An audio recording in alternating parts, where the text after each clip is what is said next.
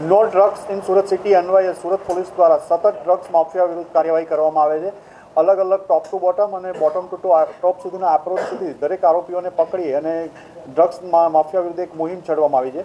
ગઈકાલે આ જ અનુસંધાને મને એક બાતમી મળેલી હતી કે બેંકોકથી સુરત આવતી એર ઇન્ડિયા એક્સપ્રેસની ફ્લાઇટ IX263માં 2 પેસેન્જર છે, મોહમ્મદ ઇકબાલ અહેમદ ખાન અને રાશિયા કપૂર. આ બંને બેંકોકથી સુરત આવે છે અને આમની પાસે હાઇબ્રિડ ગાંજો છે. આ ઇન્ફોર્મેશનના આધારે સુરત ક્રાઇમ બ્રાન્ચના police inspector SN Parmar, JN Goswami અને ડુમ્મસ પોલીસની ટીમ સાથે લઈ તુરંત ત્યાં એરપોર્ટ ઉપર રેડ કરવામાં આવી હતી. જ્યારે ફ્લાઇટ 7:40 આવી બંને પેસેન્જરોને આઈડેન્ટિફાઈ કરી અને એમને અલગ લઈ જવામાં આવ્યા હતા અને એમની પાસેથી 2 ચેકિંગ લગેજની 2 બેગો મળી હતી. આ તપાસમાં CISF, air intelligence unit, DRI વગેરેને પણ સાથે લેવામાં આવ્યા હતા અને સાથે મળી આમની બંને બેગો ખોલવાની પ્રોસિજર કરવામાં આવી હતી. તો બંને બેગોમાં બીજી 2 બેગ અંદર બીજી મળી હતી, તો ટોટલ 4 બેગ થઈ.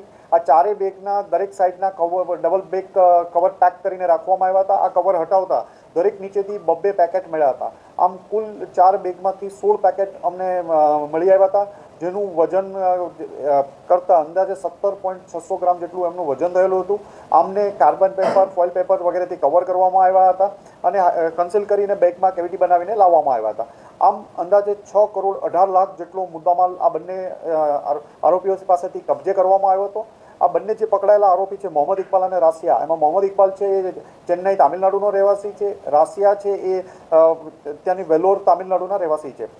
આ બંને આગળ એક તમીમ ઇબ્રાહિમ અંસારીને આપવાના હતા અને તમીમ એ પણ ચેન્નઈનો રહેવાસી છે, એ સુરત આવ્યો છે. એ બાતમી આધારે ક્રાઇમ બ્રાન્ચની બીજી ટીમે એને એરપોર્ટ પાસેથી પકડી લીધો અને ત્રણેયની ધરપકડ કરવામાં આવી છે અને 6.18 કરોડ જેટલોનો મુદ્દામાલ કબજે કરવામાં આવ્યો છે. આ લોકોની પૂછપરછ દરમિયાન એક જાણવા મળ્યું હતું કે મોહમ્મદ અલી અને મોહમ્મદ ઇબ્રાહિમ નામના 2 ઇસમો આખું નેક્સસ ચલાવે છે. આ બંને મૂળ તામિલનાડુના છે, હાલ બેંકોક અને મલેશિયા રહે છે.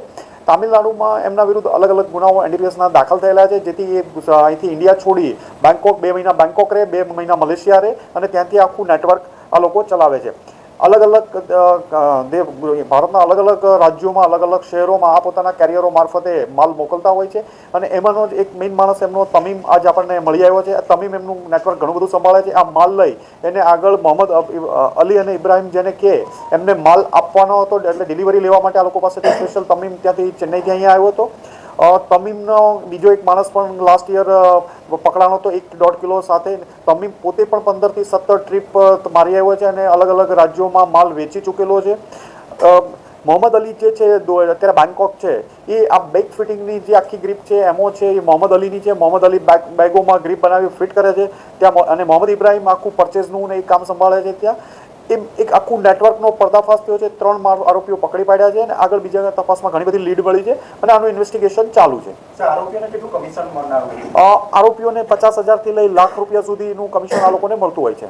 મહિલા છે એનું બેકગ્રાઉન્ડ? મહિલા મૂળ ચેન્નઈ વેલોરની છે, મલેશિયા ઘણો બધો ટાઈમ મલેશિયા રહેલી છે. એ ઉપરાંત એ સાઉદી અરેબિયા અને ત્યાં અલગ અલગ કન્ટ્રીઓમાં જઈ આવેલી છે. એ પણ એક કેરિયર તરીકે ઘણા વર્ષોથી કામ કરી રહી છે.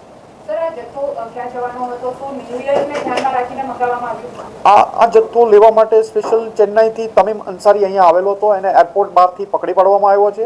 તમીમ અંસારી એક મેઇન માણસ મોહમ્મદ અલી અને મોહમ્મદ ઇબ્રાહિમ જે આ સિન્ડિકેટના જે મુખ્ય સૂત્રધાર છે એની સાથે સારી રીતે સંડોવાયેલો છે. એ પોતે માણસો મોકલી અલગ અલગ જગ્યાએથી આ વસ્તુઓ મેળવી અને અલગ અલગ જગ્યાએ પહોંચવાનો હતો. મોહમ્મદ અલી અને ઇબ્રાહિમના કહેવાથી જ એ માલ લેવા માટે આવ્યો હતો અને આગળ ચેન્નઈ લઈ જવાનો હતો. આ લોકો કન્ટિન્યુ લાગેલા રહે છે માલ ઘુસાડવા માટે. છેલ્લા 2-4 કિસ્સામાં જે રીતે ઇન્ટરનેશનલ નેટવર્ક સામે આવી રહ્યો છે, તો લોકલ કરતા ઇન્ટરનેશનલ જ્યાંથી જે માલ આવી રહ્યો છે તેનો જથ્થો પણ વધારે છે. અલગ અલગ જ્યારે એરપોર્ટ ઉપર આવે છે તે DRI, AIU દ્વારા અલગ અલગ યુનિટો દ્વારા પકડવામાં આવતો હોય છે અને ત્યાં બેંકોકથી હાઇબ્રિડ વીડને પ્રોસીડ કરી અને અહીંયા ઇન્ડિયામાં મોકલવામાં આવે છે અને ઘણા બધા કિસ્સાઓ એવા ધ્યાનમાં આવ્યા છે. એમાંના જ તાજેતરના 2 થી 3 કિસ્સાઓ સુરત એરપોર્ટ ઉપરથી પકડવામાં આવ્યા છે.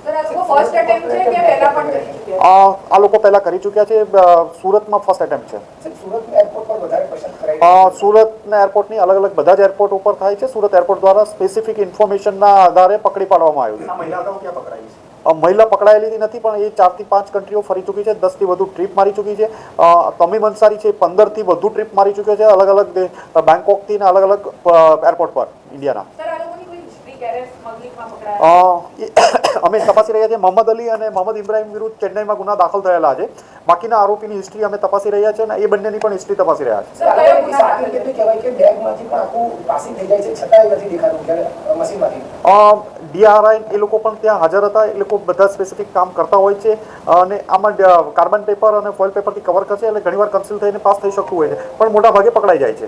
લોકલ નેટવર્કમાં કોણ હોય છે સર જે લોકલ મોહમ્મદ ઇબ્રાહિમ અને બંને વિરુદ્ધ એનડીપીએસના જ કેસો અલગ અલગ ચેન્નઈમાં દાખલ થયેલા છે. લોકલ આરોપો કોને પહોંચાડતા હતા એવું કંઈક આપણને મળે?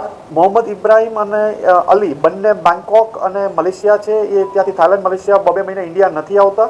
2 મહિના વિઝા ત્યાંથી 60 ડેઝ પછી કન્ટ્રી ચેન્જ કરી અને ફરીથી ત્યાં જ રહે છે. સર આપણે લોકલ નેટવર્ક કેવી રીતનું હોય છે આ લોકોને, એમાં આપણને મોટી સફળતા કેમ નથી મળતી?